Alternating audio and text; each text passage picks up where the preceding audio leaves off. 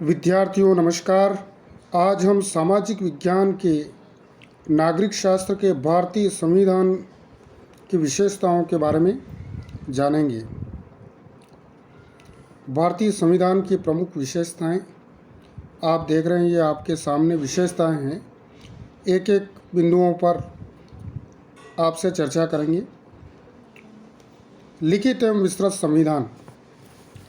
भारत का संविधान लिखित और निर्मित संविधान है, जिसका निर्माण विधिवत गठित संविधान सभा द्वारा किया गया है।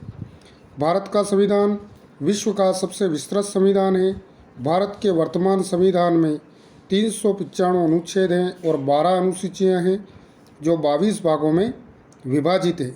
इसकी तुलना यदि हम अमेरिका के संविधान से करें तो वहाँ 7 अनुच्छेद हैं, कनाडा के संविधान में 147 हैं और ऑस्ट्रेलिया के संविधान में 128 अनुच्छेद ही हैं। इस तरह से हमारा देश का संविधान लिखित और विश्व का सबसे विशाल संविधान है।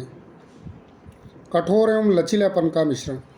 भारतीय संविधान में संशोधन की प्रक्रिया के आधार पर संविधान का वर्गीकरण कठोर अथवा लचीला के रूप में किया जाता है। इस दृष्टिकोण से भारत का संविधान कठोर एवं लचीलेपन का सम्मिश्रण है। अगली विशेषता है संपूर्ण प्रभुत्व संपन्न गणराज्य। संपूर्ण प्रभुत्व संपन्न का अर्थ यह है कि भारत अपनी आंतरिक एवं व विदेश नीति का निर्धारण स्वयं करेगा। भारत पर किसी विदेशी सत्ता का अधिकार नहीं है। वह भारत अंतर्राष्ट्रीय क्षेत्र में अपनी इच्छा अनुसार आचरण कर सकता है।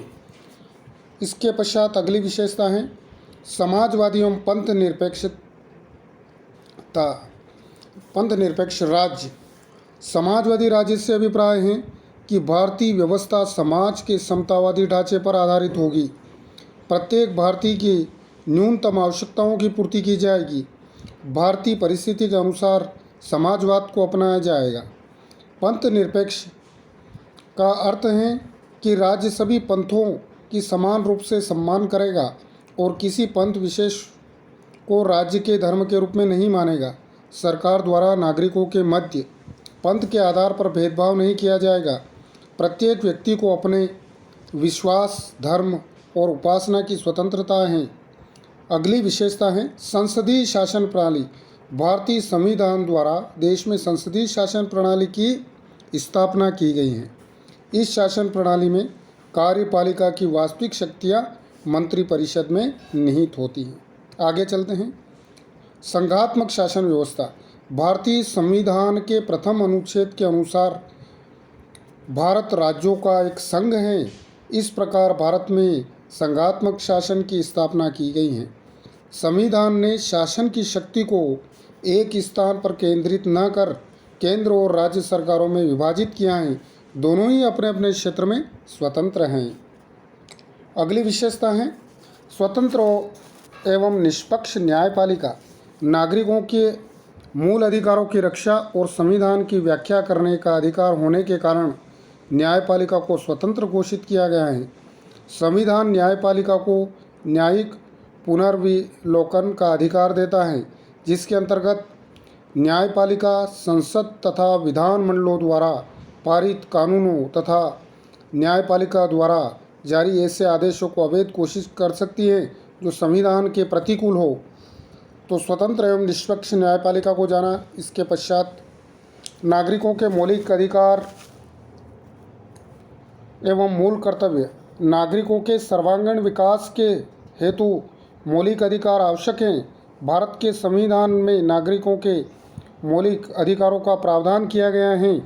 इनका उल्लंघन होने पर नागरिक उच्च न्यायालय या सर्वोच्च न्यायालय की शरण ले सकता है।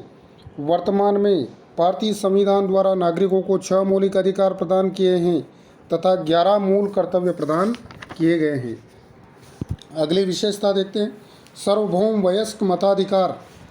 भारतीय संविधान द्वारा नागरिकों को सार्वभौम वयस्क मताधिकार प्रदान किया गया है।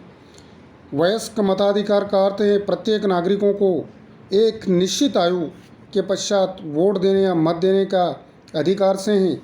हमारे संविधान में यह मताधिकार 18 वर्ष की आयु प्राप्त सभी नागरिकों को किसी धर्म, वंश, जाति, वर्ण, लिंग, जन्म स्थान, के भेदभाव के बिना समान रूप से अधिकार दिया गया है। इसे सार्वभौम वयस्क मताधिकार कहते हैं। आप सबने संविधान की विशेषताओं को जाना। आप सभी का धन्यवाद।